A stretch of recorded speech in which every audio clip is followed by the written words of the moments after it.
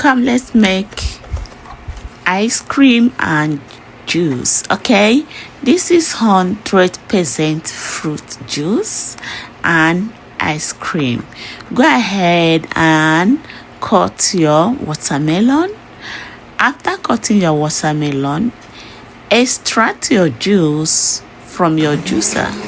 Okay, then after extracting it, transfer it to your into your ice cream pop cups.